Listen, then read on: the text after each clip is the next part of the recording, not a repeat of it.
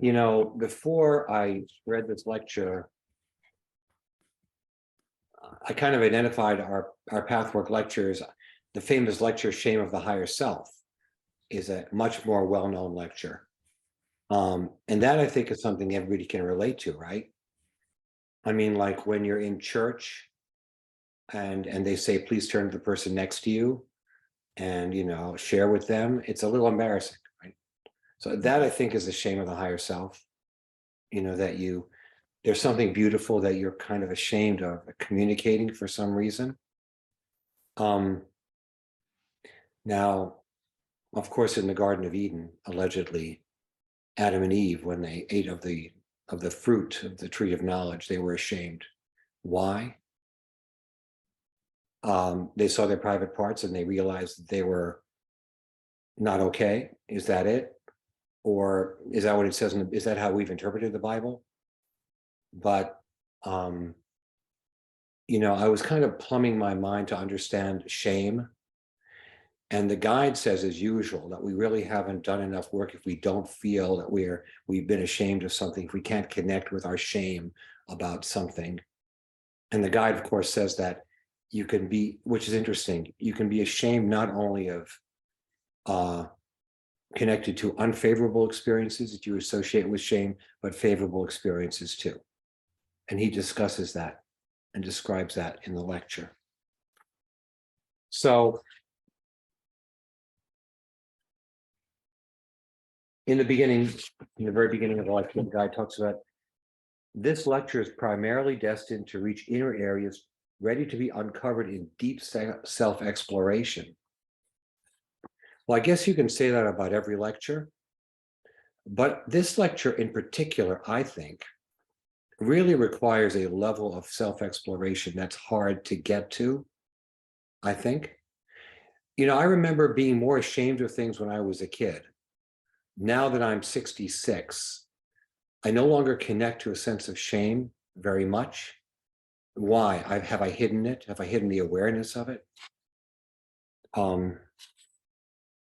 Then, of course, in the next paragraph, the Pathwork promise, the guide says, your every effort, even at the moment you feel discouraged or hopeless, must be crowned with success if you persevere.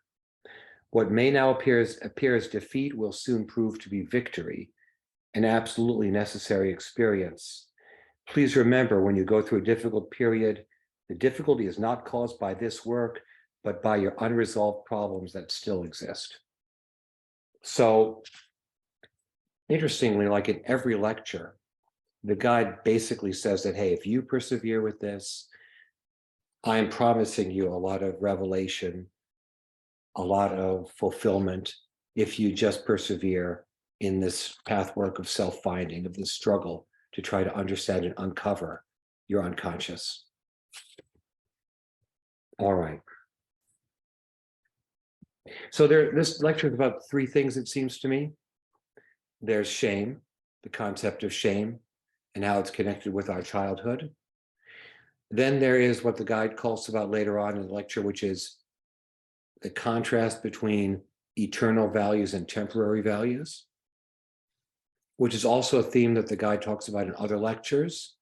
He talks about being values and appearance values in a lecture. That means the values of the outside, the values of society versus your deeper inner values. The guide actually has a little bit of a political discussion here, I think, in which the guide basically says that the values of a society may not be congruent with eternal values. The values of a society may be temporary, may not be based on, and what he called love, truth, wisdom, courage, what is good and constructive in the long run, and therefore for all concerned are the sole criteria of eternal values. And of course, nobody would take issue with the concepts or the words love, truth, wisdom, courage, but words are often misapplied and misunderstood, and the meaning of words is always changing. I mean, look at 1984, right? what was it? Love is hate, freedom is slavery. So words can be manipulated. So nobody, I'm sure even the Nazi Party would certainly agree that love, truth, wisdom, and courage are fundamental eternal values. But how they're applied or what exactly that means is something that has to be developed through self-exploration. I mean, right? I mean, in our inner self, in our deepest inner self, we know what those words mean. So that's the second thing in the lecture. And another thing that's interesting about this lecture, from my point of view, is the guy talks a lot about helpership in this lecture, right? I mean, the guy talks about the importance of discussing your issues with a helper, a Pathwork helper. Now, that and the helper-worker relationship is like the therapist-patient relationship, and I guess like the priest relationship or the rabbi's relationship with the member of the congregation, in that this person is supposed to lead you to deepen your consciousness, to raise your consciousness.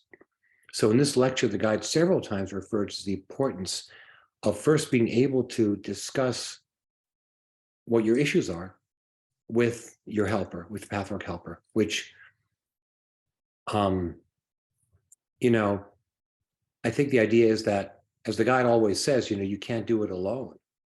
So the importance of having someone you can confide in who you trust is significant. And I do think that the helper-worker process does accelerate a person's self-development. And, helpers are easy to find. There's a lot of helpers in Pittsburgh, for instance, and go online and find somebody to work with, And money shouldn't be an issue either. I mean, I don't have a Pathwork helper right now, so I'm kind of mulling that over.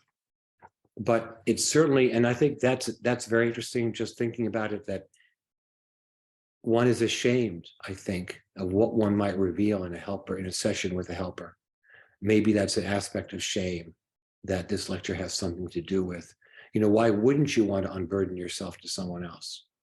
Why would you feel ashamed of doing that, right? Because there's something inside us that we are ashamed of. So that's something to think about. All right, I just want to summarize key parts of this lecture, the way I see it. Yeah, and also I wanted to mention that,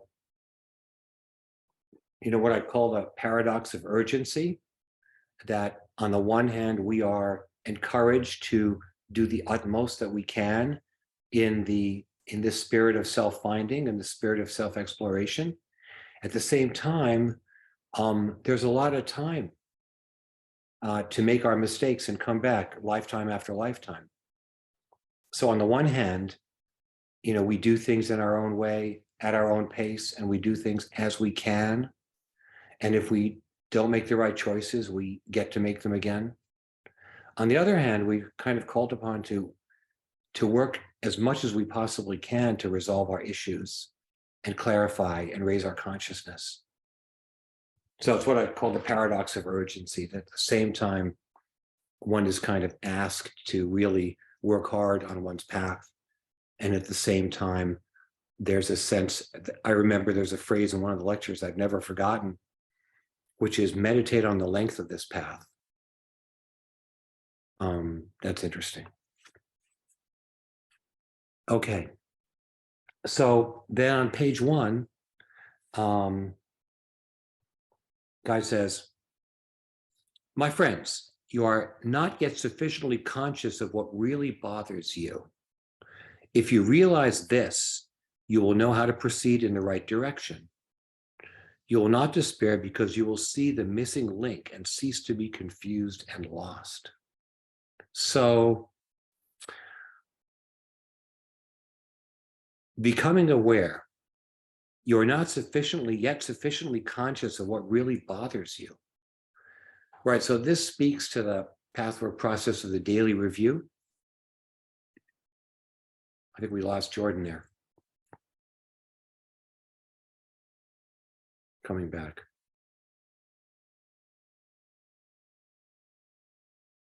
Hey, Jordan, we lost you. Anyway, what I was saying was that this sentence where the guide says, my friends, you are not sufficiently conscious of what really bothers you. Now, that's a very important sentence because, he talks about the daily review in this lecture, of course. And the daily review, which I don't do much, the daily review is a technique to bring to consciousness what bothers you. The guide says it's about disharmonies.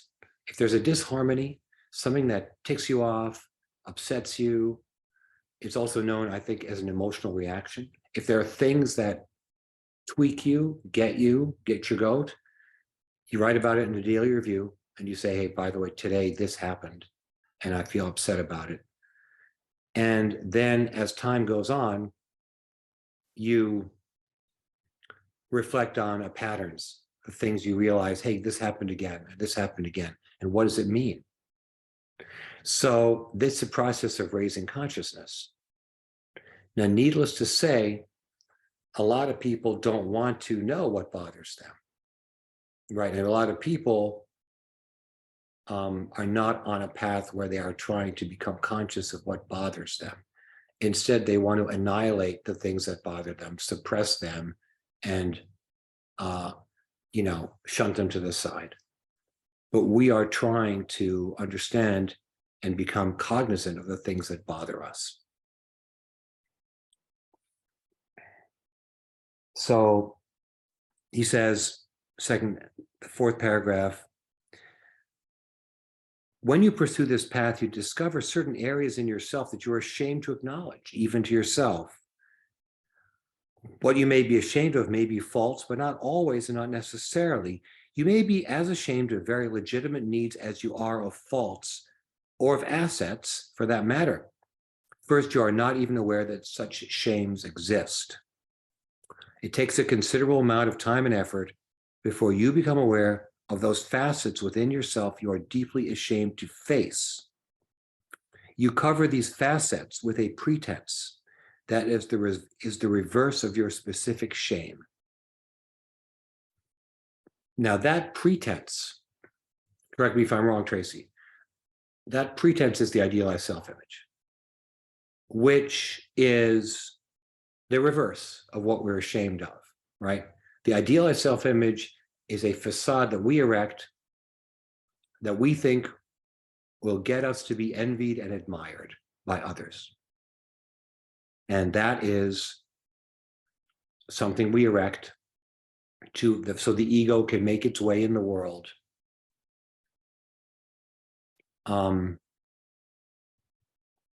Yeah, like, I'm reading Don Quixote and, he goes out there as this valiant knight, but he's really just riding a nag and he's got a cardboard visor on and like his lance is like a broken stick. His idealized self-image, I guess, is the knight. But anyway, not to digress. So this paragraph is a call for what he calls, what he called earlier, deep self-exploration. All right. Later on, to the degree you stop pretending to yourself and face what you had regarded as too shameful to admit, you will feel emotional ease and comfort.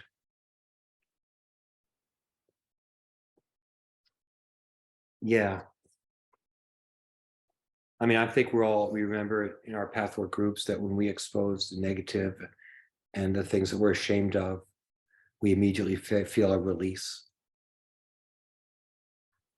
So page 2, he says, again, reiterating, the first stage on this particular road within the path, this road being the uncovering of what is shameful, is to become aware of what you have so far hidden from yourself.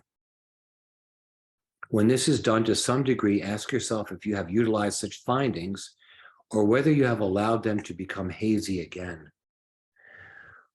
So this kind of self-discovery is something that the ego doesn't like, battles against.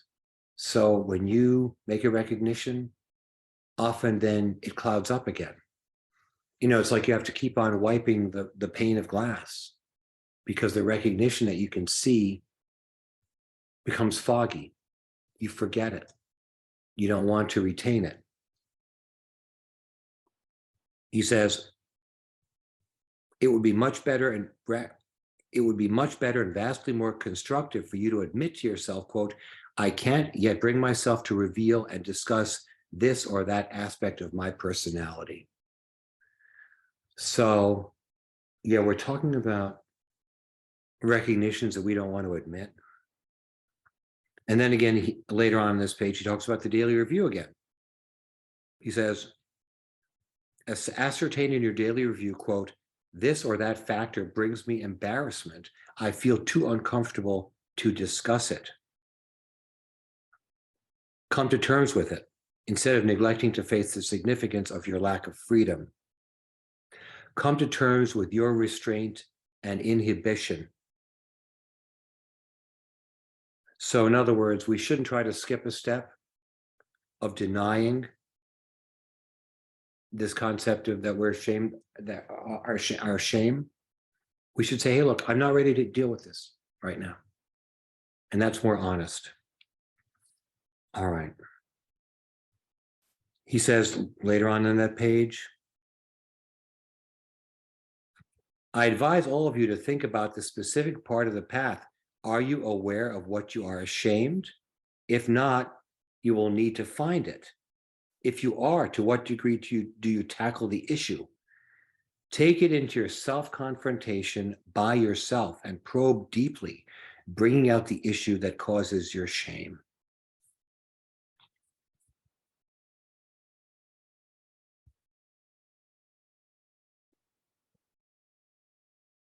We're almost done with this section. Next page.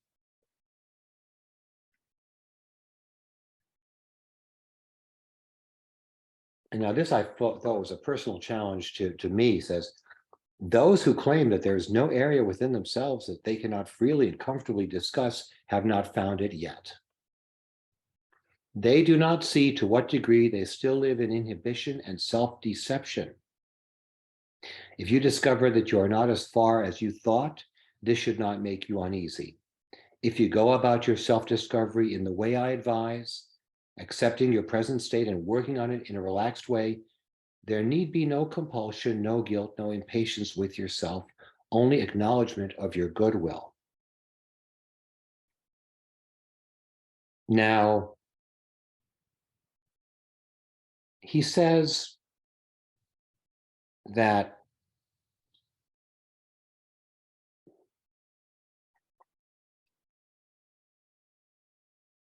not only the negative things that occurred in childhood, but the positives can also be causes of shame.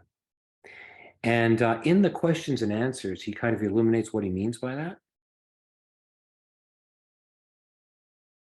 So I wanted to kind of skip right to the questions and answers.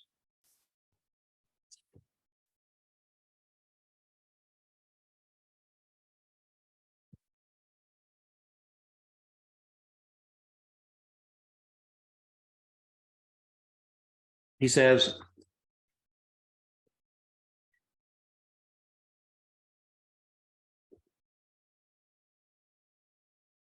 if a girl loves her father very much, she may ask for the same love in a man later. Question. The child may experience the love for the father almost in a sexual way, and later she wants the same love from the man but can't get it. Then she may have a shame in this respect. And the guide says, this is a good example. So in other words, something good that happened to this hypothetical child who was loved by her father, but she wants the same love from a man. She can't get it.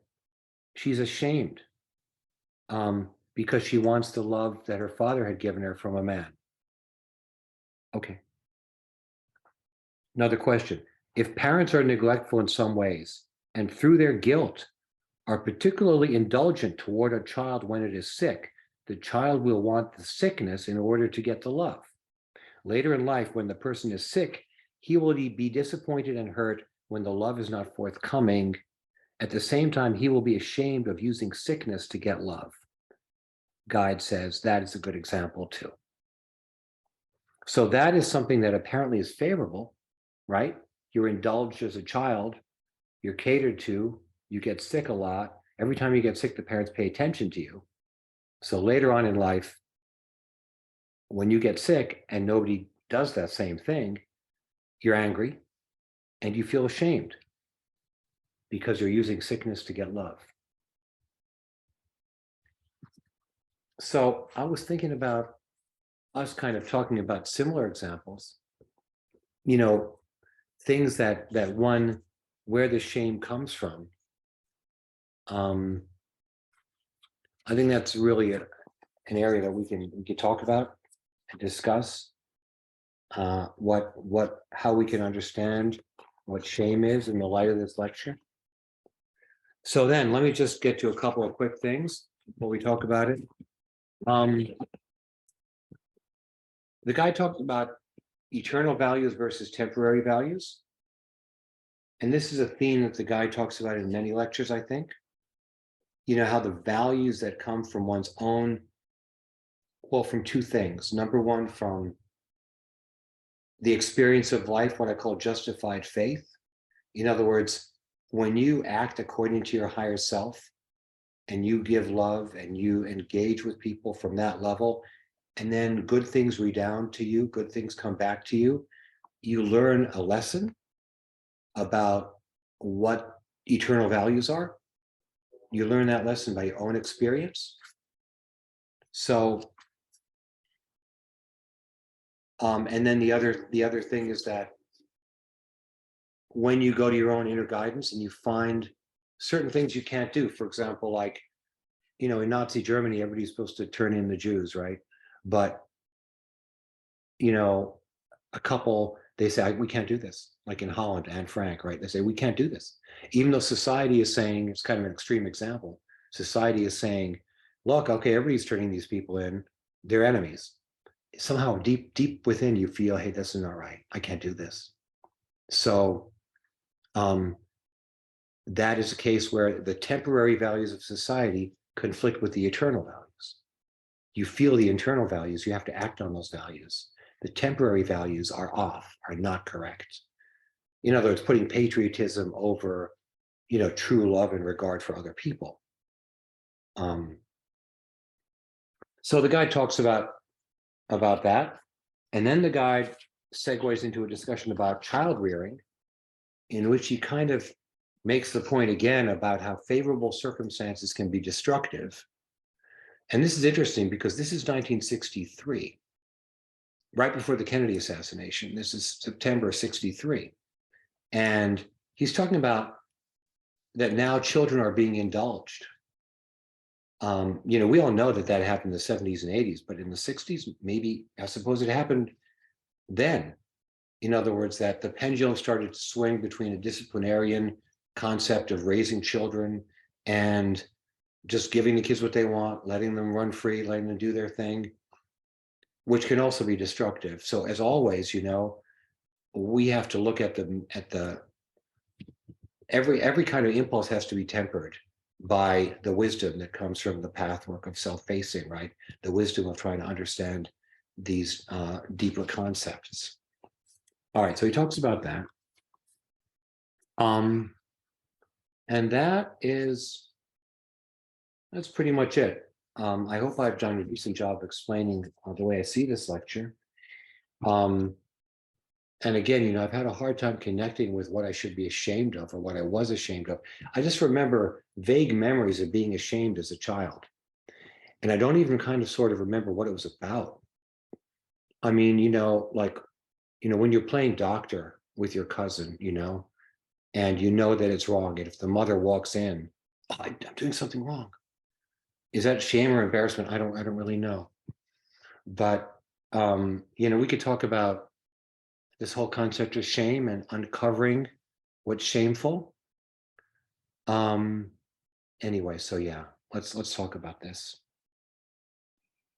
Alan, I have a question. So I was listening to the lecture, but I guess I was tired, so I fell asleep. And I just woke up towards the end because I normally listen to them. And you explained it pretty well. But the reason for getting the shame out or getting to the shame is just to put it in the light of the consciousness so it you can change it, or you can be aware of it, or by being aware of it and shedding light on it, it will be healed, or what's the meaning of healing it?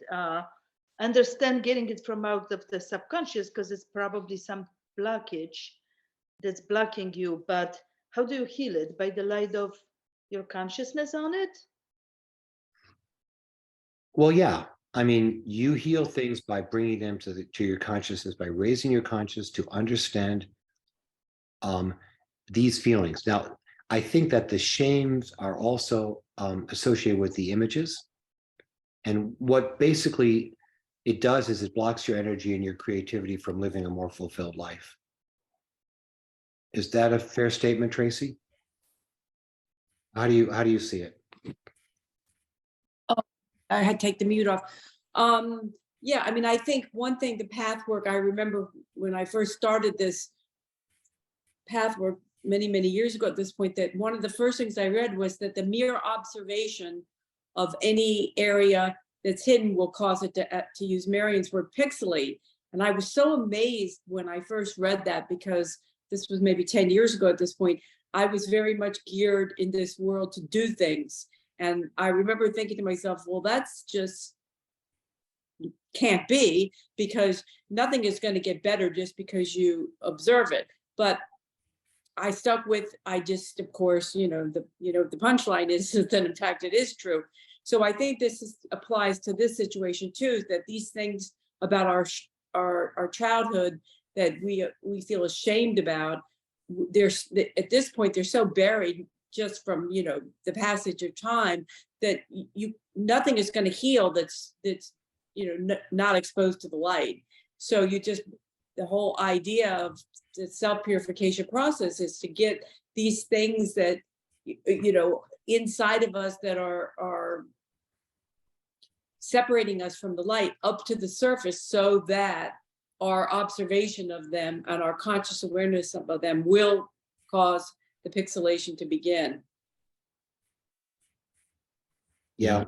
I wanted to add one thing to that, Tracy, and that was that it's not so much the focus on the shame to Teresa's original question that it reinforces or grows the healing. The shame is just a pointer, and it's pointing towards something that's underlying an area that you didn't want to see, or felt as though you'd be annihilated if you would admit to it, right? Internally. It doesn't even have to be in the light of someone else's view. It could just be in the view of yourself. Right, exactly. The shame is just, that's a good way to, it's not, the shame itself is just the symptom. Right. So the question of what do I do with the shame, it's not about that, actually. It's quite the opposite. The shame is just like, well, thank you, shame, for showing me. That's kind of what you do with the shame, at least from my point of view. And what I've done most of the time is then I focused on what I perceived was the causation. And I don't do that mentally. I feel it more from a standpoint of what energy is underlying that hiding. Okay, because there's an area that is thrown into the lower self, or the conceptualization of what I cannot share or what I deny myself to be. And it's something in there that was hidden that the shame is speaking to and pointing towards. And when you investigate that in sometimes in a purge, or sometimes just in an energetic sense, emotional sense, I mean, everybody's a little different, like Marion likes to remind us, and it's very important. It's in your own unique way that you go about searching for that energetic tightening, let's call it. And by seeing where those areas are hardened and tightened, closed off, even to yourself of seeing, right? So sometimes it comes as a big surprise, like, oh my God, I never thought that was what was really there. But it's in that where the healing can start blossoming. Yep. And can I just say something? I think this is maybe inherent in what Kevin is saying, and I don't know about, again, pathwork, but that shame often points us to what our desires are, what we want, because a lot of times we're ashamed about what our deeper desires are. So I think that's the other. Very much so. It could easily be a desire. It could be many things. It could be a performance anxiety of what I was not able to do. It could be a desire of what I was not able to get. There's a lot of ways you can contextualize it, I feel, but that's certainly one of them, without a doubt. Yes, I would like to make a comment. Yes. Yeah, go ahead, Marian. It's just building on what everybody has said. It just popped in. So, because I've always had this kind of mantra kind of thing that guilt is that I did something wrong or bad. Shame is that I am bad. And that comes from the lecture somewhere, because that's where I got it, through the path or core energetics or something. And so I can kind of feel that energetically when it's like, I'm just a bad person or something, or I did something bad. And there's a nuance there. And so, and also, but to build on what you were saying and to join with you, Tracy, that because it came from the pathwork, the first step of transformation is observation. And I know from working with many people can't just, if they're new at this, can't just jump into being the observer. It's too threatening. So there's a lot of work before maybe being able to say, oh, activate my observer, because the guide said, and I don't know what lecture it was, and who is the observer? Spirit, of course. So if someone's not ready yet to shift there, it's a lot of that work, of course, with a helper or somebody, or a therapist who's geared and knows the process, because that being so threatening early on to step away and observe, there has to be a lot of self-love and acceptance that has come. And of course, and I don't know, I used to have this on my refrigerator. Maybe somebody else knows what it is. It's from a lecture where the guide had the stages of, wasn't the word nourishment, but you might remember, Alan, what it is. There were certain stages of kind of nourishment. And the first was getting it from the outside. It's like a baby. The baby can't take care of himself. So for us, and it's not linear, it's circle. It used to be on my refrigerator with the circle with the arrows going, getting it from the outside. Then I can give it to myself, and then I can give it to others. Not in a linear way, because throughout my day, in some areas of my life, I'm at some place on that circle, and someplace I'm needing it from the outside. And that's what a good helper does. They reflect back, and so I'm thinking, so I always have those kind of little scales of where am I, on this? Am I not fulfilling some need? Like maybe I need more help, around my apartment. Or one of my images is that I'm really good if I work hard. And I'll be loved the harder I work and do it myself and not ask for help. That's one of mine. And so I know I have to come from right action, because the highest form of love is right action. I have to come from right action to set up times where I make an effort to get more support for myself. And I never want to. It's not from wanting. It's from that right action place, that right action, knowing that that's a right action. And so that image will keep coming up like, oh, I'll still be loved if I do it all myself and prove how strong I am. And so I'm very grateful that I've defined my images. But I remember the guide saying sometimes when you worked on them a long time, they'll just get more subtle. They don't always, sometimes they go away and they're absolutely transformed. And then another one comes up. But sometimes just to have a gateway. So I'm grateful now for mine, because it's a gateway for me to see where I am when I'm resisting more help. So I have my wonderful prayer is, what support do I need for? And then 3 dots after that, rather than what do I need to do to something? So I've learned that about my structure. Ask, what support do I need to ease up the work in my life or something? So anyway, I'll just end with that. It's more of a sharing than a teaching. That's a very valuable concept, I think. That really sounds great. I love that. What support do I need to deal with whatever it is? Yeah. And then I'm opening my receptive channel to receive. And it's so beautiful to receive more than I could ever think of. I'm still so surprised when so much abundance shows up that I never even thought of. Because I think I know everything. And then it comes in a way I could have never imagined. Surrender. Yeah, surrender. That's beautiful. Yeah.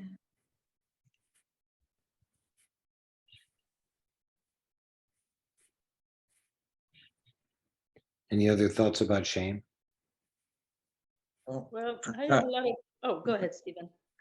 Thank you. I think what Marion said, surrender is really important. I'm not sure how I connect that to shame. But surrender is extremely important for me, and it's very difficult. It makes my life easier surrendering, and then finding there's a higher power that just directs me once I surrender.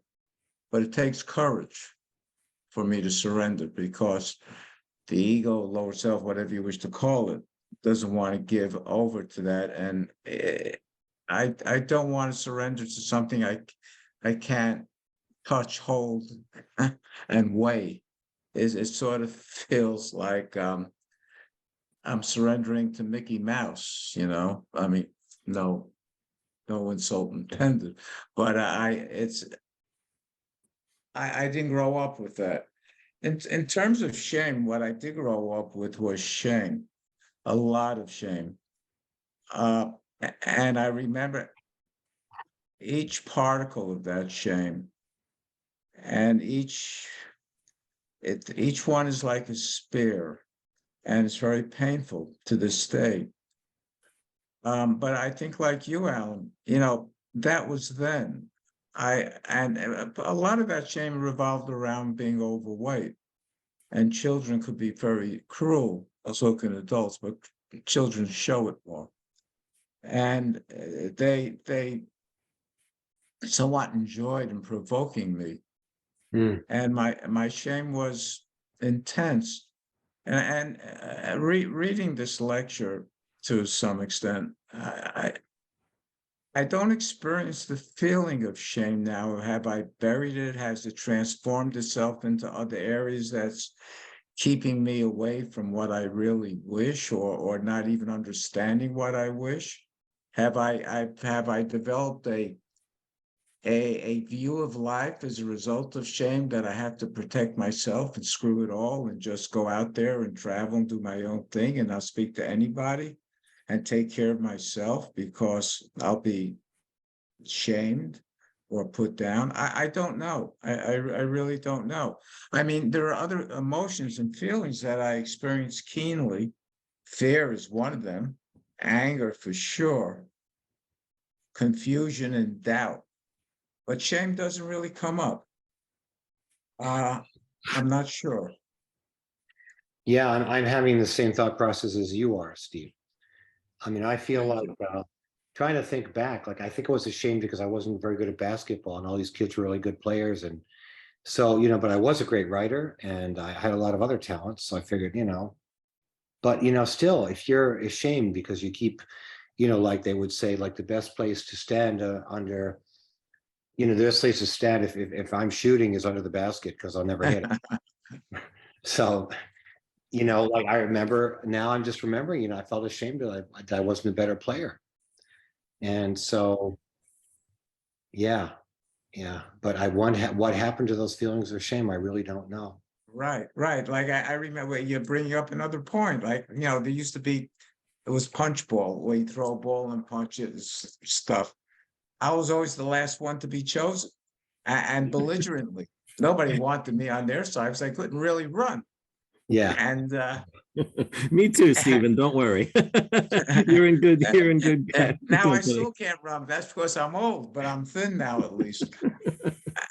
So I mean, you know, they didn't really want me on their side, but they had to take me. I was standing there, Right. and it was embarrassing. Right. And what happened? I grew up near the beach, near Sheepshead Bay, and so on. It was beautiful. Everybody was walking to the beach and Brighton Beach. And you hear them, but I was embarrassed. I couldn't go to the beach because I was embarrassed to take my shirt off and walk around. But it's sort of like you know, I don't know. It's like, is it hidden? Like you, I don't know what happened. Did I transform it into something else that's been diabolical and I'm not even aware of it? I Yeah, don't know. I'm wondering about the same thing. Yeah. I have another anecdote. I was, like sometimes I was afraid to get out there, like in these competitions. And I had a friend of mine who we were both writers and we read like science fiction, we were in high school. And the thing about this kid was he was like super fast runner, like amazingly fast. He could run like the 100-yard dash in like 10:4 or 10:3. It was just stupid how fast he could run. But the thing about him was he couldn't care less about athletics. He didn't care. So the coach said he begged him to get on the team so we could challenge other high schools. And my friend says, look, I'll only go if Saly goes because I want to talk to somebody. I really don't care. So the coach begged me, he says, please go up for the team. I'll put you in the mile relay. Like, oh, Christ. So anyway, so I was like so bad in the mile because I felt like anxious. I was like worried about like, am I going to get really, in other words, when you don't feel the pleasure of doing something, but you're afraid of it. So like I got lapped like in the mile. It was very embarrassing. But my friend, the guy raises the gun, boom, and Tom just off like a rocket. But so I went out because the coach begged me, and so that my friend Tom would win medals for the team. But I remember feeling very humiliated. Is that the same thing as being ashamed or embarrassed? But yeah, so that's another memory I have. So you learn what you're not good at, and you learn to like focus on what you are good at. Right? Yeah. So any other thoughts about shame and So I have a very similar experience, I guess, to Stephen, or at least what he discussed of his experience. And it does revolve around gym class, and it revolves around being picked last. And it revolves more around, I think, the derision that I felt from others.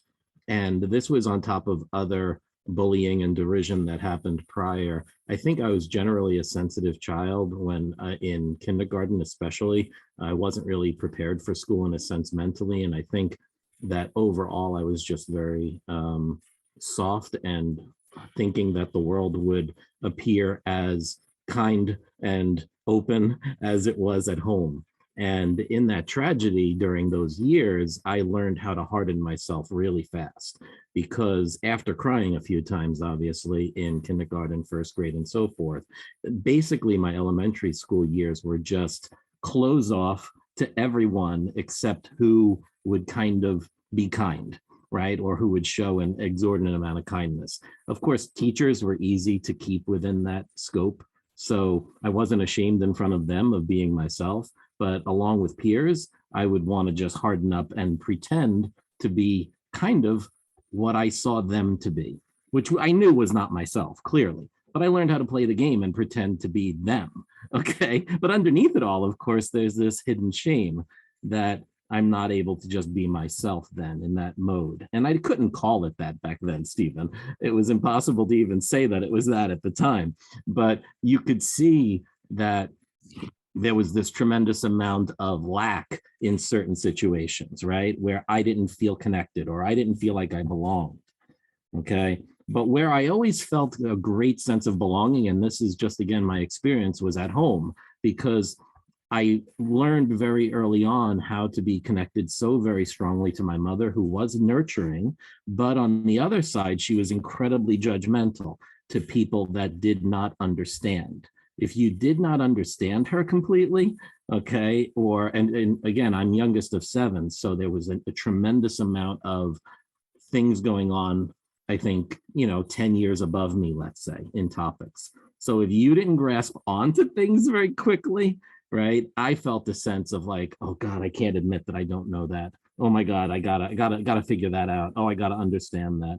And that was kind of where my largest shame came from as an adult, because as I started to be very self-sufficient. Like, you know, I think a lot of us try to, again, like Marion said, do for yourself.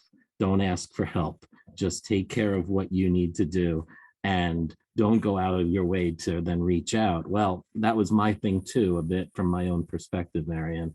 And as I grew, what I started noticing were there were these large areas that were just not touched of shame. And they would come up in areas where I'm like, well, of course I know that, you know, like that. Like I would be very snippy and very immediate, like with my response of well, of course, who would never who wouldn't understand that, you know? And I would feel as though that's where I felt the most shame as an adult, because again, I guess that's where I invested myself in and my identity. And so, you know, I kind of gave up on the whole sports thing early on, Stephen. I was just like, well, the hell with that. I think I'll just focus on mental stuff mostly, but because that's where I was capable of, I guess, overall. But the sense of shame never died.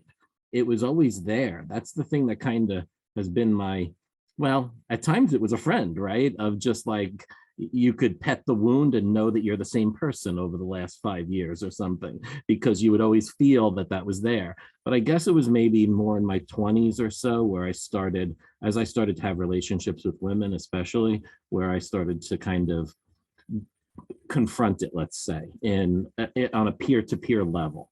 Because once you have a significant other that you somewhat confide in and somewhat felt as though they were kind and you were coming together, that's what kind of opened it up for me, you know, and that started the process, I think, of kind of healing more.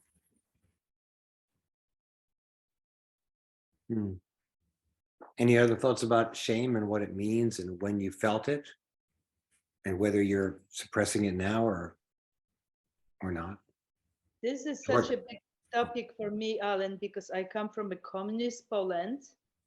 And I don't know if anybody else here comes from a communist country, but shaming, it's a huge thing. And also very Catholic nation and another huge shaming mechanism. So pretty much, you know, everything was shamed, which is like a natural, normal thing. For example, sexuality was extremely shameful. You know, anything.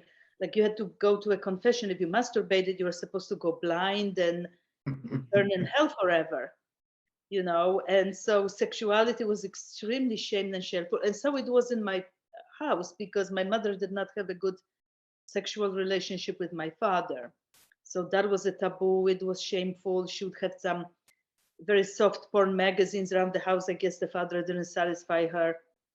And I would discover them as a, you know, young teenager. And of course, my hormones were coming up. So it was a confusion and shameful because we never discussed these topics. They were taboo, but this was bad and very, very shameful. And of course, your hormones started kicking in. You know, when you were a teenager, you start feeling the sexual feelings, and it was extremely shamed. And to this day, you know, I have some shame around my sexuality because the Catholic Church, you know, completely knocked it off the park. And then, of course, in my family, it was a taboo and shame. And that's why, you know, you could never express yourself sexually or even dress in some way or like express any sexual interest or topic was completely shamed. So I have big shame around the sexual part. And of course, the shame, you know, in a communist country, everybody pretty much equally poor, but we did manage to have one very wealthy friend. My sister brought in like a millionaire friend. They were private, you know, industry people. They had industry of crystals all over Poland, and I think international, extremely wealthy people, traveling around, huge house, servants, you know, whatever. And I was very ashamed of our poverty because my father was just an electrician. And the comparison when she came in, I wanted to sink under the floor. Like I felt less than, and the feeling that I'm less than zero actually, because we were poor. There was 4 kids who were poor.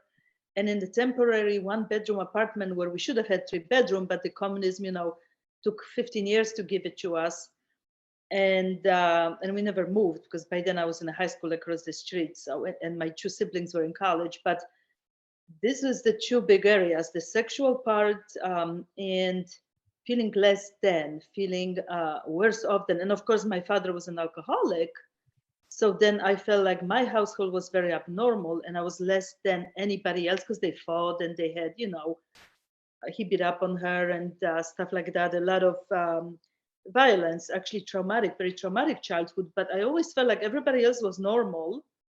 Everybody else had it good. And I was the one, who was like completely from different planet. And I didn't have any support system to discuss it with, to talk about it, like it's good to actually talk about it with you people, because I feel like everybody's got area of their shame. It's different. So good to get it out in the open, because I never had anybody to discuss it with, but I felt very ashamed of my family, of the relationship within the family, and of my own sexuality, because neither the Catholic Church nor my family, nor even later when I was like a very pretty girl and I had a lot of interest in boys, everybody seemed to be disapproving of that, any kind of, it was very, very much a taboo in Poland, in a communist country and in a deeply Catholic country, the whole sexuality was a taboo. Like once in a blue moon, you would see like a Western movie where there was some breasts or some sexual moment, and my mother would turn on the TV. So, nobody could see it. I'm like, what's up? So this is like made almost inhuman, and very shameful, very shameful. So yeah, that whole sexuality part was completely shamed.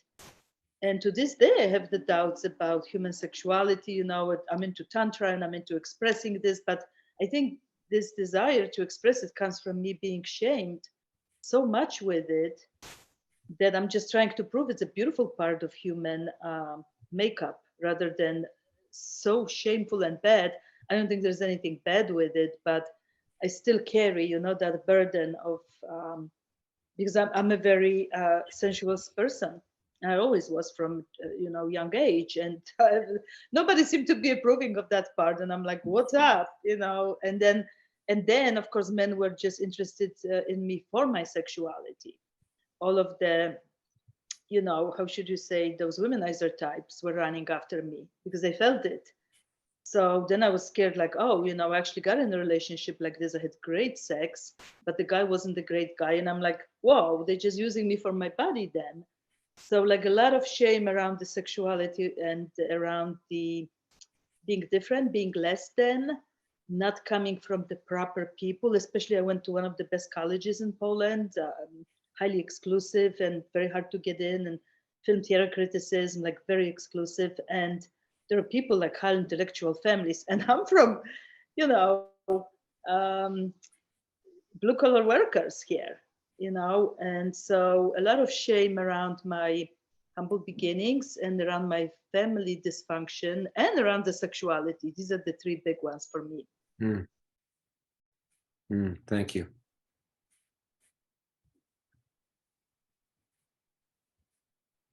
Thank you, Teresa, for everything you just said.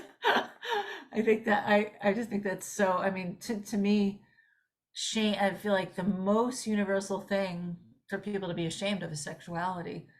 Just seems like if you want to find one thing Isn't that's it? very Yeah. common, Yeah, for that some would be it. reason. Yeah. And Exactly. what did you say, Teresa? What was the last thing you said? I agree with it. And I wonder why it's such a taboo. Maybe because it's such a powerful stimuli. Right. Maybe that's why. But it's part of our makeup. Yeah, well, the guide is pretty sex positive, maybe that's the wrong word to use, but the guide Really? is pretty upfront that sexuality is a very good thing that should be embraced and celebrated, Wow. but not when it's disconnected, of course. But the famous lecture 44, Love, Sex, and Eros, where all the three come together. But yeah, the guide is not prudish. I think we can say that safely. Yes. Unlike Catholic Church, that's good to know. In the new age, where everybody learns how to unplug any kind of clogging in their energy field, there will be no lust. There will be no looking to others to fulfill my needs and to get it from another. That's what lust is. And that it won't be. So it's kind of hopeful, what we're doing is the groundwork for that. We're doing it, Mhm. we're clearing. And it's beautiful because as the new age, enters in more and more, children will be grown that way. When people are pregnant, there won't be any clogging of any of the subtle realm, and there won't be lust, and there'll be no shame around sexuality. It will be such a creative flow, which is what it is. Yes. Amen to that. Yeah, I mean, I think it really is an important question to keep asking, though, why it is that thing like sexuality and then Teresa also talked about just being poor and being ashamed of being poor, and there I think both of these things connect to control. And if you think about hi Jordan, thanks for that. And if you think about, like, in terms of children and when they get ashamed, it's like potty training, wetting the bed. So When you can't control something, you mean? right, so it's when your basic, that's when shame first develops, when basic functions can't be controlled, and children have sexual, I think it was a thing about Holland. I think it was about Holland or Denmark. I don't know, but wow, I get anyway. But they were talking about how the way that they speak with very young children to acknowledge their sexuality from a very, very young age, and to honor it, and so that it's we should know that it's the most natural thing. But our whole society is it's so ingrained in all of society. And then this also then makes me think about just the whole concept of dark and light, that shame is what's hidden. It has to do what is hidden. And if the pathwork is all about bringing things into the light, unity consciousness, God consciousness, knowing that we're all light. Shame is the thing that shows us the darkness and what hides the light.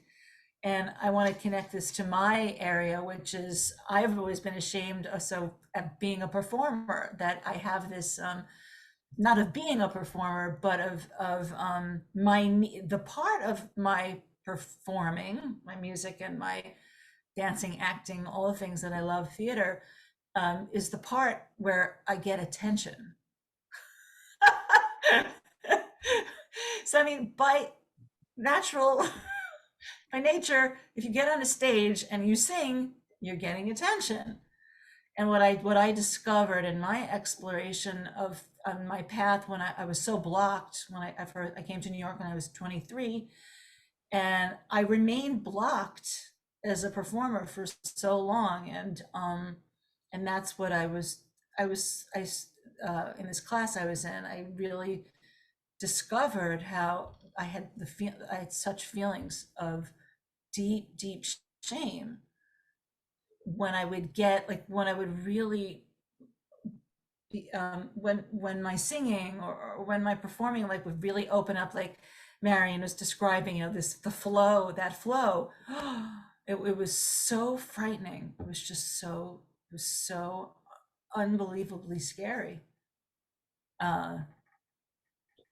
It's really, so I feel like I was very excited to see the subject, because I feel like for me it's been so such a core thing of the blockage in my life, and the blockage towards what underneath is really my way of contributing to the world and bringing love into the world, and that's all I've ever wanted to do, is bring love into the world and make the world a better place. And just so it's really it's been so sad and frustrating and amazing, to see the level of blockage, but then to see that it's a collective issue, that this issue that's my personal issue, it's the whole world, it's the whole society.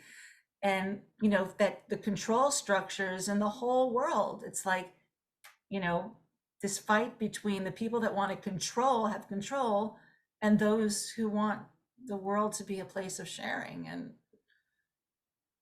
Right. Question, Ellen, now in that time frame where prior you were feeling Mhm. the shame, or maybe you still feel it maybe on some instances, do you sense the transition into joy that also accompanies Well, confronting this it? is what's amazing. So this is what is so amazing about what's going on right now. I'm having an experience of incredible joy, and then I'm having these crazy things happening.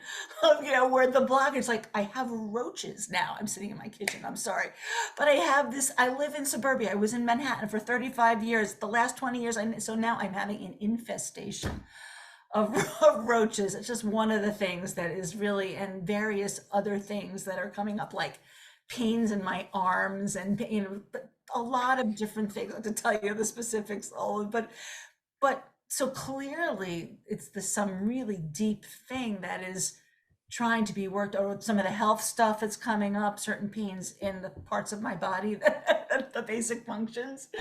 So I'm being clear about what I'm saying, right? I'm not being obtuse, but it's the blah. I cannot believe how that, when you start to free yourself and you get close to them, the worst stuff comes out. Ellen, what I was going to say when I went like that with you was the Catholic Church has such a terrible view on boys masturbating. They can't help it. You know, there's that On anybody masturbating, not just boys. I was just Anybody. gonna say Right. that. It's not just boys. I don't think girls can help it too, but they're taught to be they have to be more in control in a certain way. Yeah. Whatever it is, it's universal. It's a universal yes, thing.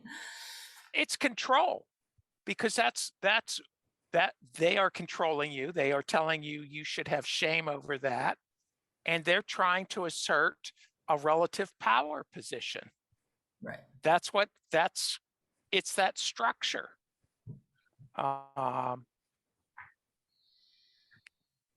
Which is unfortunate, but there it is. Mhm. Yes, the guide addresses that in this lecture about what society's norms are and how you live Yes. up to them and how they're in conflict with your true nature. This lecture, deals with that.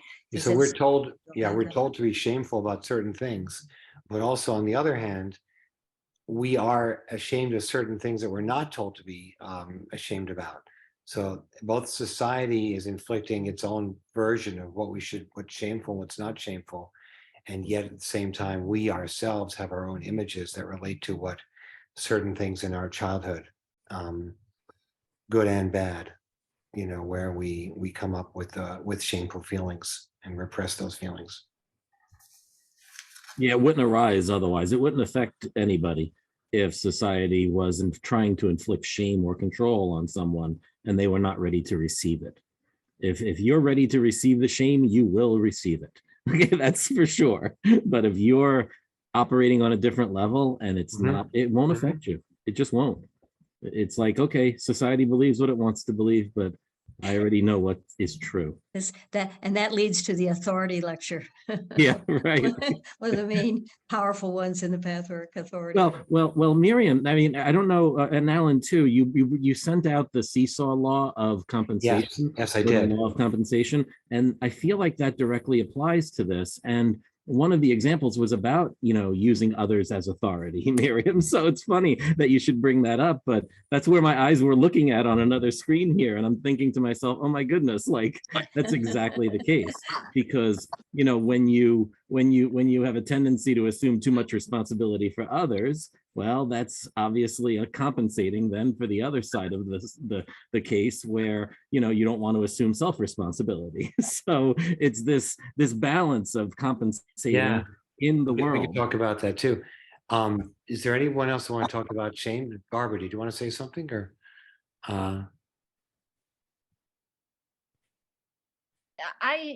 I also find this a little confusing, the idea of shame. And I just wanted to say that I was the first girl picked for the kickball team, so I didn't have the athletic shame, thing maybe being a girl who was athletic was, might have been something. But my parents, I guess, had this sort of like presentation to the world of being perfect. And so I didn't, that they knew the answers, that they were, there was only one way to do things.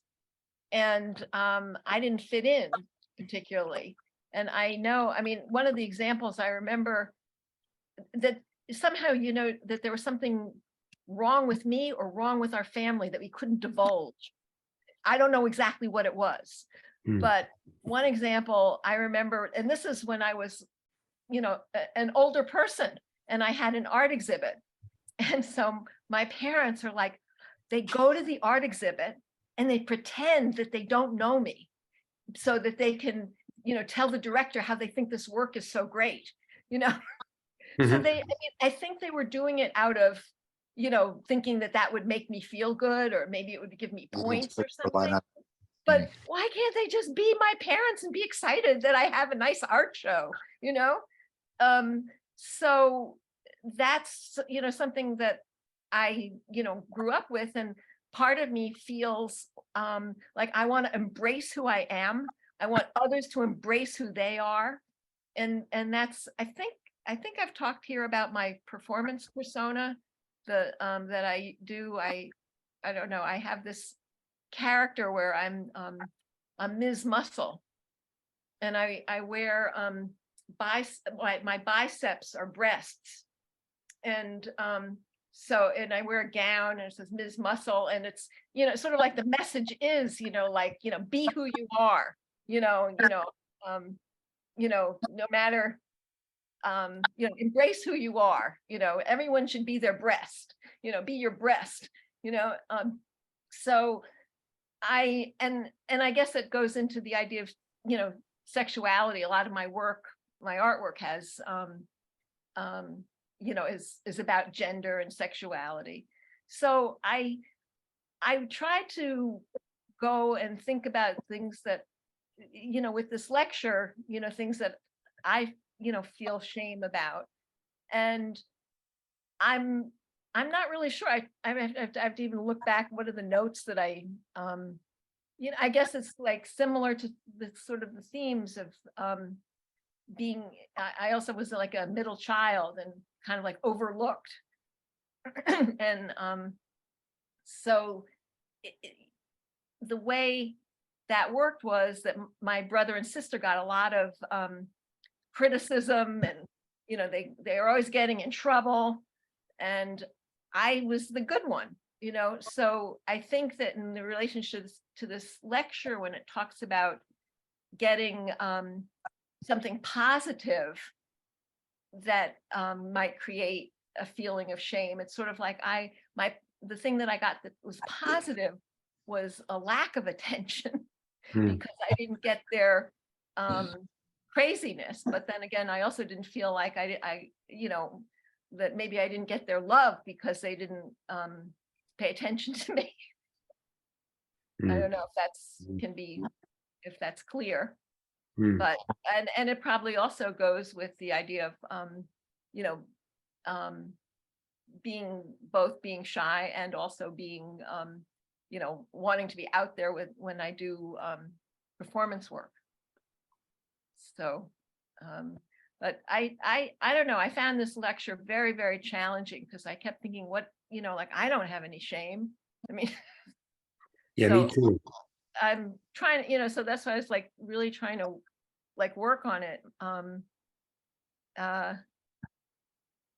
And I guess tied in with sexuality, I guess, is body image. I guess we all, talked about that too, like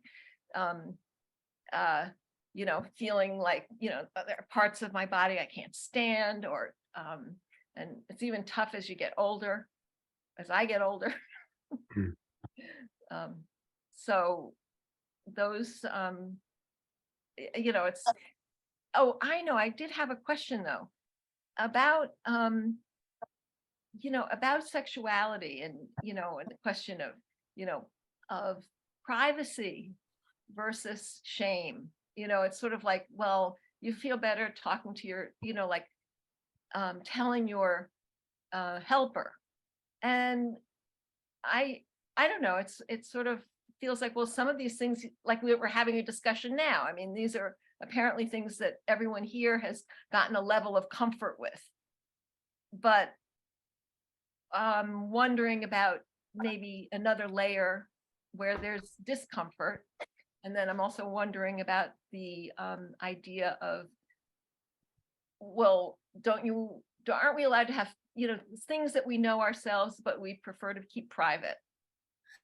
I think that's a really great point you're bringing up, and I really appreciate it. I'd love to have more discussion about what you're saying, Barbara, about privacy, because that's always something that confused me.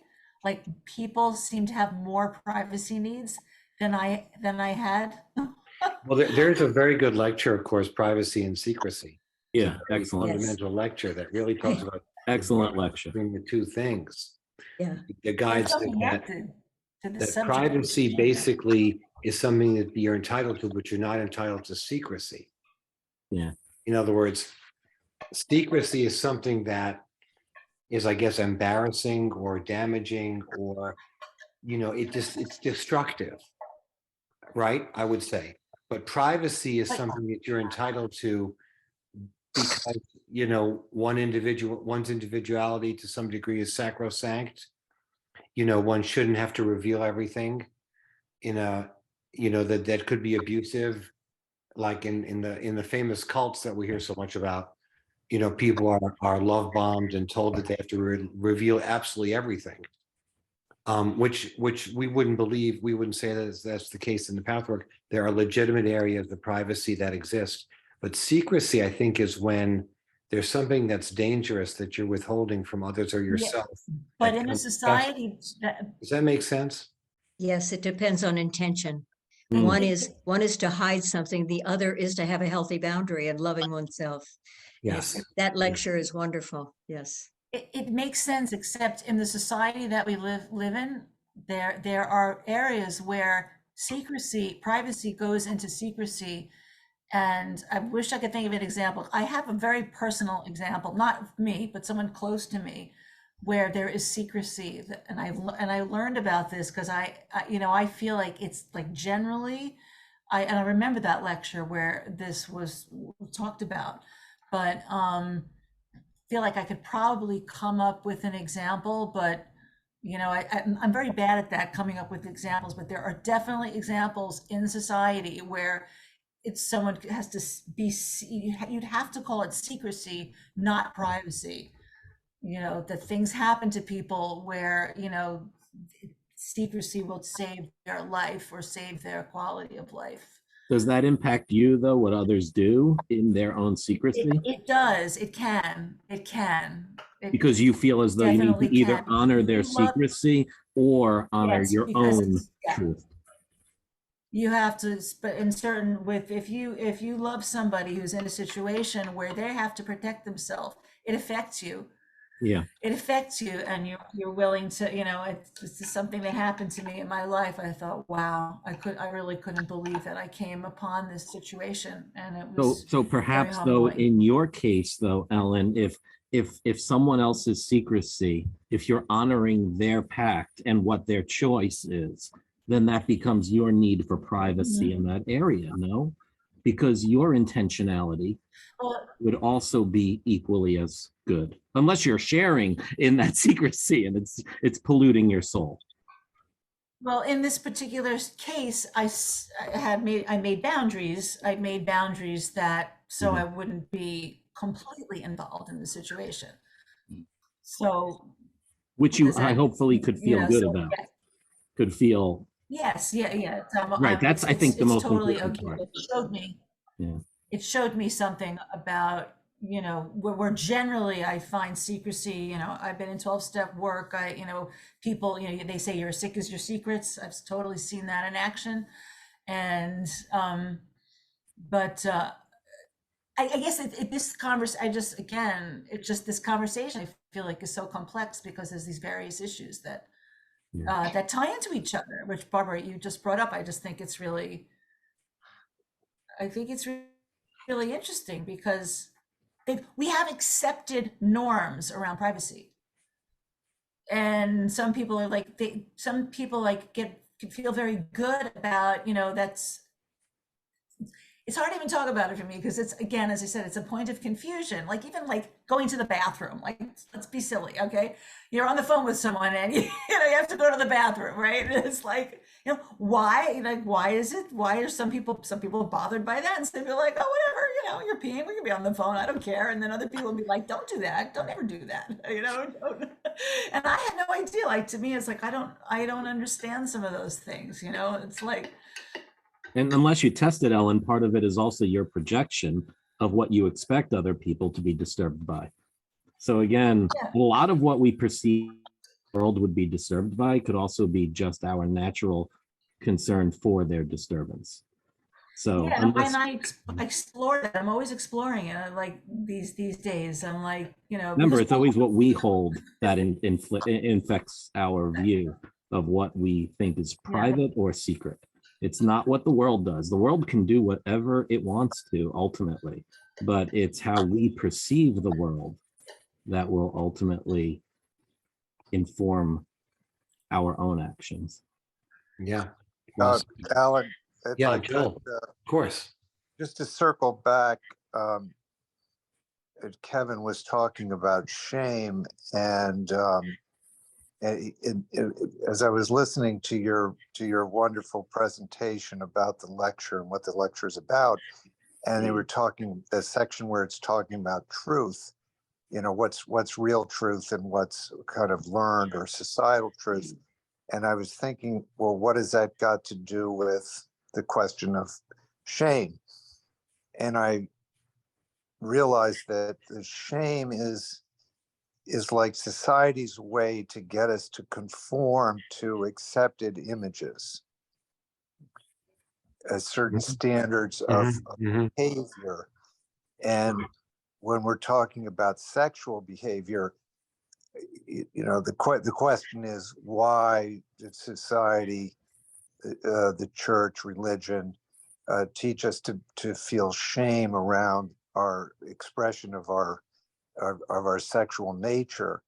I think that came from fear of unwanted pregnancies, and pregnancies outside of marriage. And so therefore that had all these reverberations into masturbation and et cetera. But when I first read the lecture, to make it more personal, I thought, shame, I'm not ashamed of anything, right? And then I started thinking about it, and I went back to childhood, and so I remember a time when I had to go to the bathroom, and I was outside, and I just had to go. My body said, you've got to go, and I did. I was about 5 years old, and I was very ashamed about that. And then that sort of, and that's very interesting, how we're told as little children, you're not supposed to pee in your pants, you're not supposed to poop in your pants. But there are times, and now I'm at the other end, where as I'm getting Don't older, say that. That's bad. I have less control, and so that's a whole nother exploration. But that opened the doorway, and then it was like a flood, and I realized that I'm ashamed of all kinds of things. Shame that I converted my religion. I'm ashamed of my original religion. I'm ashamed of my to be my new religion. I'm ashamed of, and then Tracy and I were talking about this business, the part of the lecture, I'm saying, oh my God, it's enough that isn't it enough that we're ashamed of the bad things, right? But now we need to look at the good things. And then it's like, well, my brother was always difficult for my parents, and I was easier. I was the favored child, if you will. And so then I realized, I'm ashamed of the fact that I feel like I was better treated. And so then that opened the door, and then we talked about other things.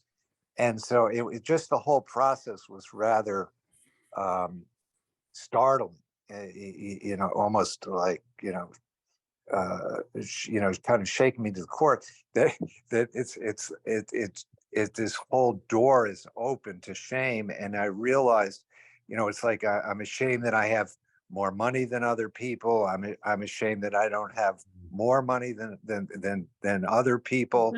And then it just keeps going. And then what's really underlying, and I believe, are these images, these notions of somebody was talking about, Marion, you were talking about how you need to do it yourself, that somehow you're flawed, we're flawed if we ask for help, right?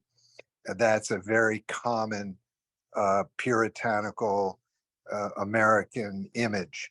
So I think that the shame puts me in touch with all of these misconceptions, right, and expectations and what's really underlying it all is we just want to be loved and accepted for who we are, right? Right. And not only by others, but by ourselves.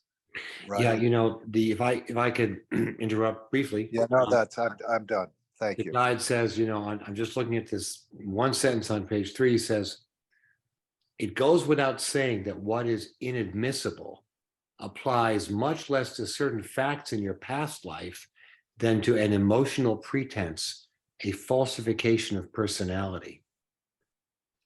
Could you read that again? Can you read that again, Alan? Yeah, he says, I'll start a little earlier. Perhaps a good way to begin would be to discuss with your helper how you still have restraints and feel that you are as yet unwilling or unable to give them up. In this way, you touch upon the general area of your shame without as yet going into details. This may prepare the way and create the proper climate. It goes without saying that what is inadmissible applies much less to certain facts in your past life than to an emotional pretense, a falsification of personality. The latter is infinitely more damaging. Thank you. So it's not like that particular case when you had to go to the bathroom and you did, and you got embarrassed, but some way in which we have a false personality that we superimpose about what happened. Like, I never have to go to the bathroom. Right. I don't go to the bathroom. Right. In other words, you create a false persona to cover up that feeling.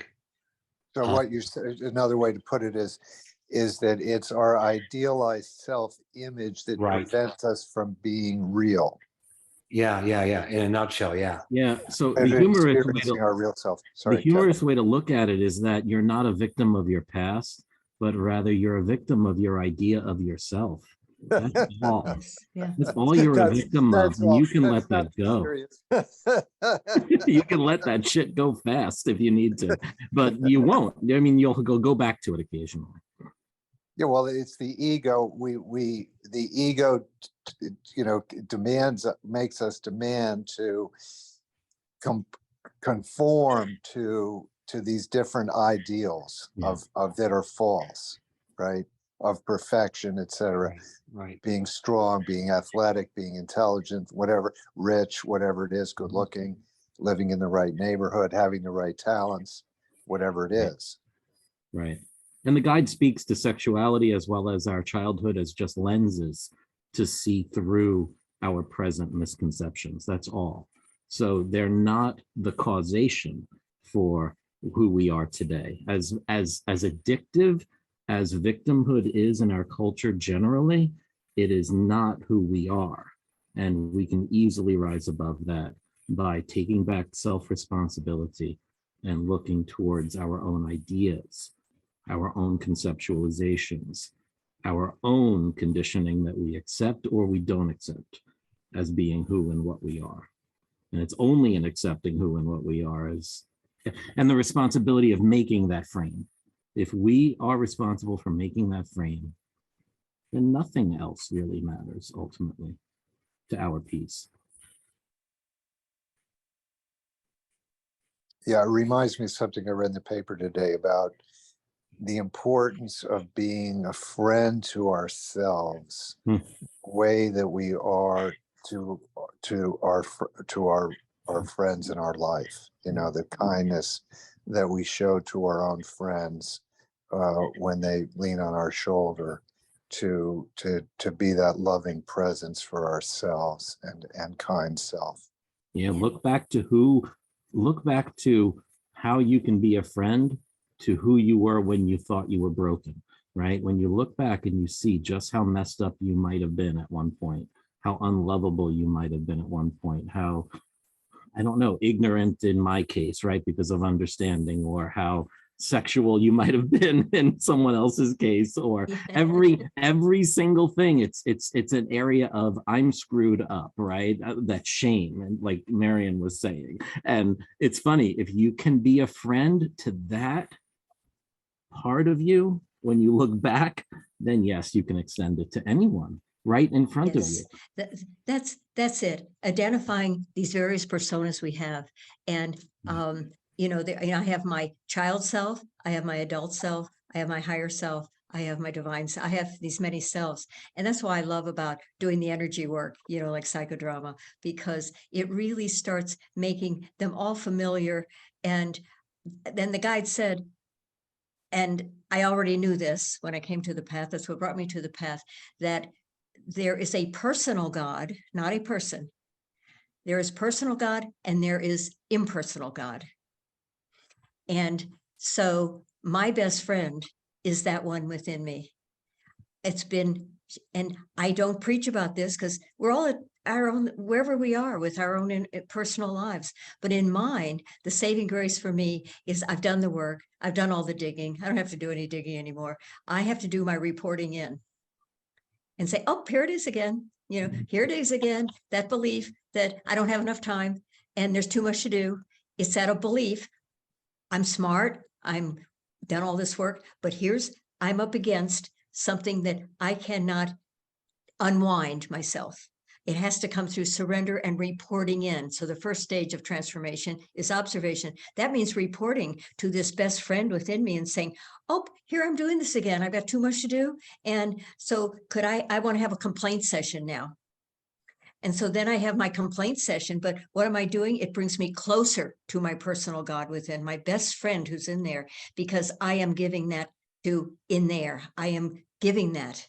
And Right. I just feel so liberated when I can do my complaint session because I am turning it over, I'm surrendering it. Right. And Yeah. and then just lightening up and smiling at the end of it. Miriam, the context is positive with which you're in that complaint session. Yeah. You've already set the intentionality around it so that whatever negativity arises within this session, it's for the good.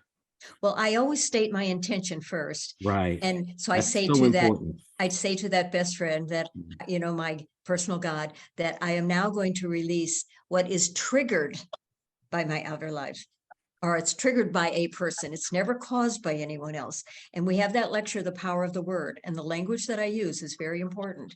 And so I say with all sincerity, I'm triggered by whatever XYZ. I'm now going to release it out of my energy field so I may be filled with your light, love, and life. And I'm so grateful for the energy work because I'm the emotion type defense person. I'm the emotion type defense. So I get out my batak and my pillow and I beat everybody up and I throw them off the bridge and I do all that.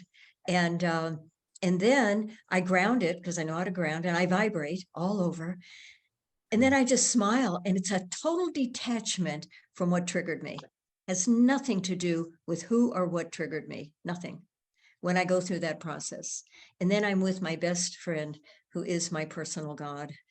And that can never be taken away from me, ever, ever. Well, you're rocking it, Marion. You're rocking it. And that does sound like the daily review, that is the daily review, because you're just letting all those disharmonies, just whatever it is out and reporting as you say, reporting in or reporting out. Yeah. And knowing my personality defense, because of prime quality in my personality of the emotion defense type is complaining.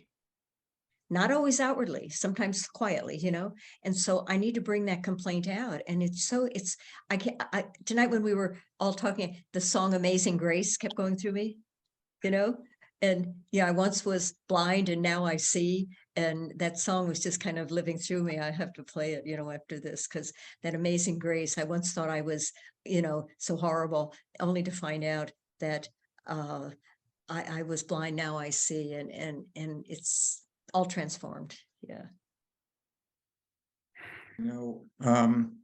This concept of shame, I'm thinking about it. It's quite interesting, really. I'm thinking of the moments, and there have been moments when I felt ashamed, other than when I was a child. As an adult now, if I go out right now, I'm on 38th Street. I go out and if I have to urinate and I do it, I'm going to be ashamed. But it's temporary. I'm doing it because I have to do it. It's different than I'm ashamed of who I am. I'm ashamed of the act. And I'm aware it's an act that I have to do, but it's a shaming kind of act. But when it's finished, I'm feeling it was unfortunate, but it was between going in my pants or going out in the street. And I'm not going in my pants. So that's very different than having this shame that's an integral part of me. And I realize it's very, very cultural shame. If I lived in Quito, Ecuador, and in Quito, Ecuador, a lot of the men would urinate in the street. They didn't seem very ashamed. And if I was to urinate in the street in Quito, Ecuador, nobody would really care. It was all part of the culture. If I did it on 38th Street in New York City, I'd probably be arrested for indecent exposure. Yes, you Now, would. and likewise, I was in Japan and it was a wonderful experience. I went to this inn with a woman, and she's Japanese, and they had the hot bath. And I went into this huge room with the hot baths, and she's just throwing her clothes off, and everybody's going into this hot bath at all ages. And I'm standing there saying, really? I'm not going in like that. So I went in with my underwear. And they're all looking at this American like I'm insane going in with my underwear. And she's laughing. She says, well, take your underwear off. And I felt so embarrassed and so strange. But for them, it was the most natural thing in the world. So this whole concept of shame is very interesting. It's not like getting old, where everybody wrinkles. It depends upon where you are. So I guess maybe I don't worry too much about it. Anyway, that's something I was thinking of. Well, there's certainly a lot of dimensions to shame, that's for sure. Yeah. I'm just interested in this phrase that the guide says that talks about the falsification of personality. That somehow you pretend to be something you're not, and that's the deepest shame comes from that. From Right. abandoning yourself or selling yourself out. That's a shameful act. But sometimes I think that we should talk about a lecture and then like 2 weeks later, like talk about more realizations that we've come to as a result of our discussion. Maybe we should open the next discussion with whatever we have gathered from our ruminations about shame, talk a little bit before our next discussion about kind of to mull over what we've learned. I'm also confused and thinking about between shame and guilt. I have guilt.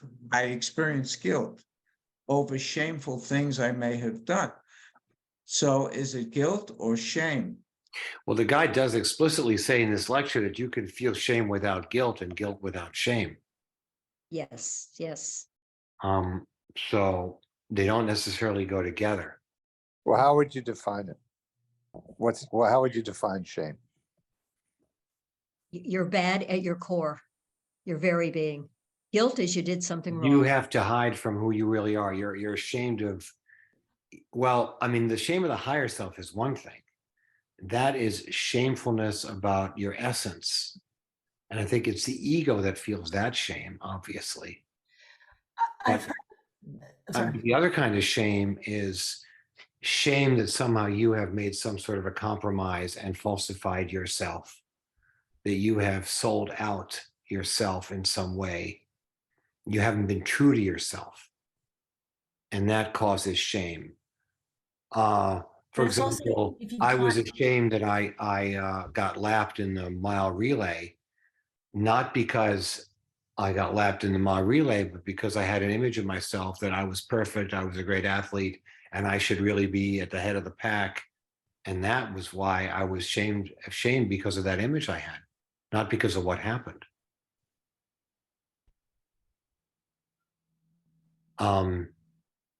Guilt, the guide says there's real guilt and false guilt. That's another lecture where you can conjure up a guilt that you should not have felt because of your own vanity and pride, I suppose. And then you can have guilt for something that you really could have done or should have done. I guess like the Catholics would say, a sin of omission, something that you could have done, should have done, and didn't do, where you didn't show up in the way you should have shown up.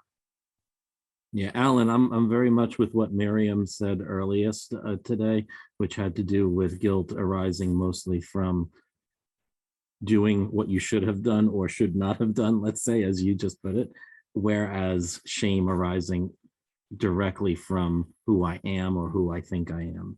It's a very, and yes, they can cross paths, Stephen, I would think. They do cross paths often on the best, most fun areas of our lives. But I generally think that, yeah, one has a lot more to do with my conceptualization of self, which is shame, and the other has more to do with my choices in the moment and what I chose and not chose to do. Except that there's a third area of shame. Like generally, I think there are two kinds of shame. I think there's the kind of shame that you and Marion are bringing up, which is your whole self. But there's also the shame that arises out of behavior that in the situation goes against the social norm in that particular situation. And that's not necessarily my whole self was wrong, but this particular action is now gone against my socialization in the situation that I'm in. That seems to me to be more in the category of embarrassment. Yeah, embarrassment, right? Yeah. That's a Embarrassment is not the same thing. I don't think, at least I think it's worthwhile to make a distinction between the two. Like what you talked about, Stephen, in the bathhouse in Japan, that's embarrassment. It's like fear. Yeah, It's fear like, is like, hey, you're trampling on a norm. I'm embarrassed because what I'm doing is not acceptable in this culture, but I still feel like I have to do it. It's like you're not ashamed of your body because of your body. You're ashamed because you're transgressing, a code. I mean, I'm you're into a embarrassed. code And that's acceptable where I am, but not acceptable to me. right, It's and that kind of code reflects on impregnated in you, it. Stephen. So any code that we enact or not enact, like Ellen was mentioning, right? When you choose to do something against the societal norms, it's easy to say that that's the activity that makes me ashamed. But it's not the reaction. I mean, if it's the reaction of people towards that activity that makes you feel ashamed, that's more embarrassment, I feel, like Alan was saying. But if it's what is underlying the truth of your decision to not adopt their norms, that's shame.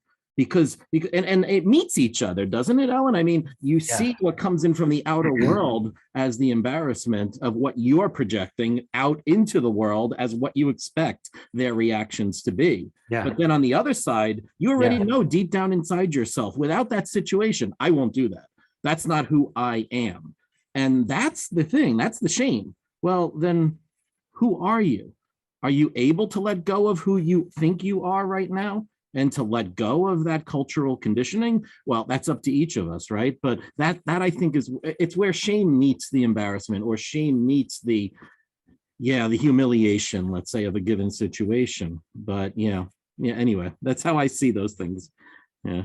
and I remember something that helped me a lot in working with people is the difference between fear and terror.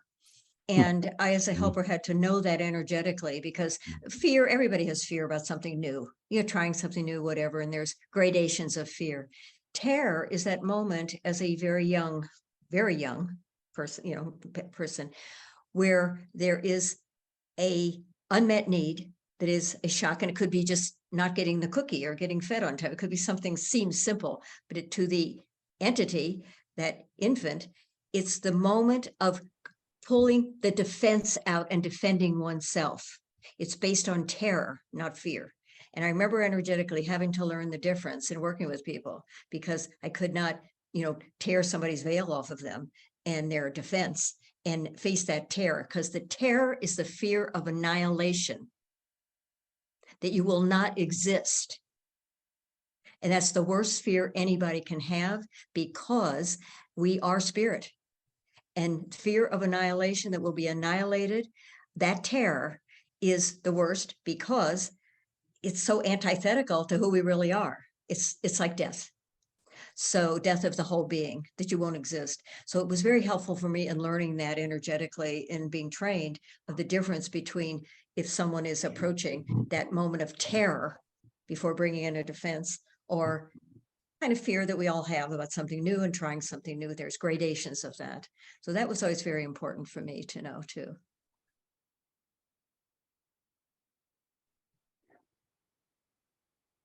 All right, my friends. If anyone wants to add, they can certainly do so, but we'll have our meditation if you like. And then you guys, you know who you are, stay on board for a little while. Just Alan, I did want to mention that even if we may not have had time tonight to discuss it, the seesaw law, Yeah, the the law of seesaw law. compensation is actually incredibly helpful for tonight's Yeah, it's lecture. this. Did everybody get that? That is a, Ava wrote this book, a short book of 12, what she called Fundamental Spiritual Principles. And I'm sending one of them out every time we have a discussion. And this was something that she called the seesaw law. And hopefully everybody got it in their email.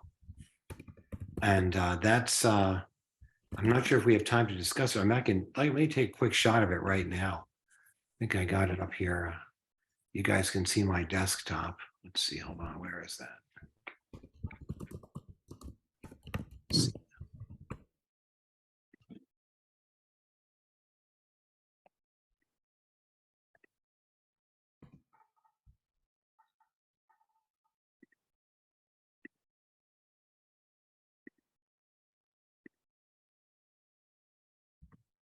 Yeah, this is the book of her spiritual laws. Here it is. You see it? Mm-hmm. All right.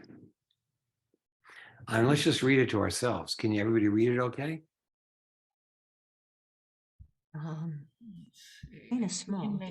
I can read the A first little bit paragraph bigger? for everyone if that Yeah, helps. let's read it if you don't mind. Okay. Wherever a miscondition exists, an opposite counterbalance resulting in another miscondition must also exist. The effect of a distortion must be that the opposite attitude of the same principle is also distorted in precisely the opposite way. When the pathwork has made the person conscious of only one side of this seesaw, it is impossible to resolve it, no matter how hard and sincerely one tries.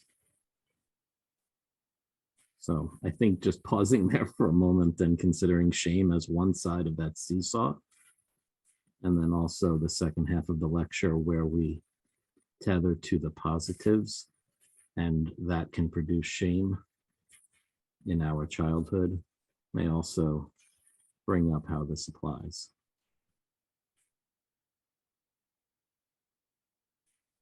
She gives some, or he gives some examples afterwards as well.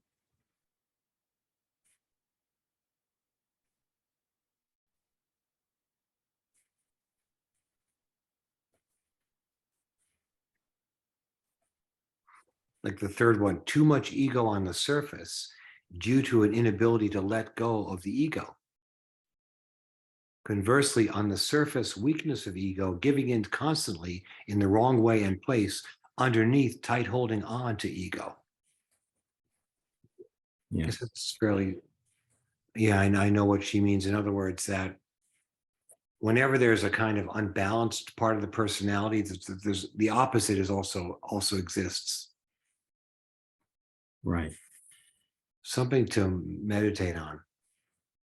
So think of the third item in the question and answer tonight, Alan, as well, that you read. If parents are neglectful in some ways, so Right. we're talking about neglect, and through their guilt are particularly indulgent toward a child, there's your compensation. Or like the famous, what the guy always talks about, the victim is actually very hostile. Yeah, The person who, and also the person who acts very weak and that they're a victim is also a cruel manipulator on the other side. They're Yeah. using their weakness and victimhood to manipulate other people into doing what they want. I'll give you one from my side. The arrogant are actually scared shitless, okay, of judgment. That's what arrogance comes from. So again, there's a compensation mechanism on all images and on Yeah. all pseudo solutions, and they're compensating for what we believe we lack. So in one case, we need the, let's say for instance, arrogance, we need the approval of others. So either we seek for it in grandiose ways, which is the standard arrogance, or we hide ourselves being the best at every possible thing, hoping that we can answer every possible answer. And yet we judge ourselves the worst. It's still arrogance either way. It still comes from a fear of what others think. And there are other situations when it comes to other conditions, of course, not just And- arrogance. But And when one can get the seesaw stable yeah, without going like this and jumping from one side of the seesaw to the other. And it can be held with acceptance, love, surrender. It is the gateway to the unitive state. right. You used to call, I Oneness, remember you called it life and fluidity. death, correct? You would The- hold life and death, Mary. It's first life or death, Life or death, and then it's life, life and death, and and then it's the oneness, the I am. Yes. Right. And I Right. feel we all get closer to that. You know, all of us, when we pursue these things together, we try to understand, unravel, raise our consciousness. It has a good impact on us. It's like oxygen, good for plants, right? We're just breathing in something positive that does transform our lives, I think, maybe in small ways, but effective ways. I would Yes. just urge anyone who is at that stage within their own self-work and daily practice that if they feel as though they've gotten to a place where they understand the one side of things, ask yourself what the opposite end of that is within yourself. And then just listen to what comes up, because it's the opposite end that will teach you the most about what has been hidden. Yes, because I use two sides of the same coin, Yeah. and I thought if you have a coin like a quarter, you got two sides, the heads and the tails. And then, but if you cut it, slice it open, there's no division, there's no other side of the head and there's no other side of the tail. It sort of melts together in the middle of the coin, So when you can go to back, both sides, eventually it'll stabilize and you've got the oneness of it all. Yes. All right, my friends, so let's have our meditation. Alan, I'd just like to add, I was Go ahead. drawn today, strangely, I don't know why. I found some lecture, 213, Let Go and Let God, which I found incredibly, at least appropriate for me at this moment. I wonder maybe sometime we could have a session on that. You know what's interesting? That Amy Falchuk is going to present that lecture on March 9th Really? on Zoom. Yeah, Amy's gonna do that lecture. I'm gonna be the co-host. I'm gonna introduce her. We're gonna do it on March 9th. Will we get an email on You that certainly will. with the link? Certainly will. March Wonderful. 9th. Yes. Wow, It's great. coming up. You're tuned in, Stephen. Awesome. Wow, look at that. Wow. Hey, I'm one with the Lord. Well, so I see Tracy and Joel have set out the candle, which is good. So let's have our 10-minute meditation and reflect on these insights that we've gained tonight and our conversation and our feeling of love and togetherness that we share. All right, 10 minutes.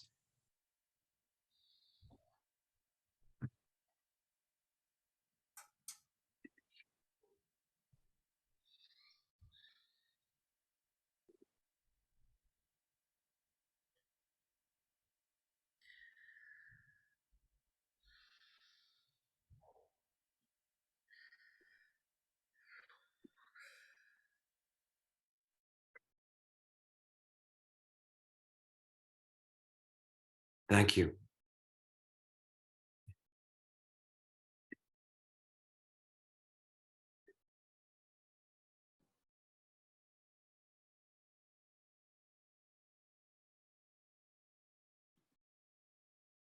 I think our next meeting should be part 2 of this. I think it was a great idea, Alan. I just wanted to register that. Yeah. Yeah, why don't we do that? Why don't we do that? There's a lot more to talk about, right? Yeah. What do you think, Tracy? Shame part 2, Sure. son of shame. The sequel. Shame the sequel. Be right there for sure. I'll have to go out and shame myself now to have something to say. I I think I'm going to make up a song about it. I've got a long list. I can keep the conversation going a long time. I was like Joel when we first started. I was like, I can't find anything that I feel ashamed of, and then we just kept working. It's like the list is now endless. I'm not kidding. It's ridiculous. And even tonight, while we were talking, I found a few more things. That, you know, that is our human self. It's not our divine self. So this is where empathy comes in, where we start through this process, maybe not right now, but then can put our arms around that human being, because our shift is into spirit having the human experience. We're in that transition, every one of us. So this is an opportunity to really, really look at it. And so we have our loving arms. First, we'll put them around each other, and then we'll get our own arms around ourselves. Sounds good. So we're going to have Amy Falchuk will present Let Go, Let God on March 9th, and then we'll have our next meeting. We'll tackle shame again. Okay. And Yeah. Alan, do you remember what time will be Emmy's presentation? I think it's at 7, but I'm going to put out an email probably tomorrow to make sure everybody has the information. Thank you. And Marion and Kevin and Tracy, stick around just for a few minutes. We have our little board meeting. Okay, sure. Okay, thanks. God bless. Thank you. Thank you. Everyone. Thank you. Thank you, Alan, for hosting this. Thank you so much, everyone. God bless you, and Thank you. have a good week, and we'll see you soon. Okay. Bye, everybody. Bye.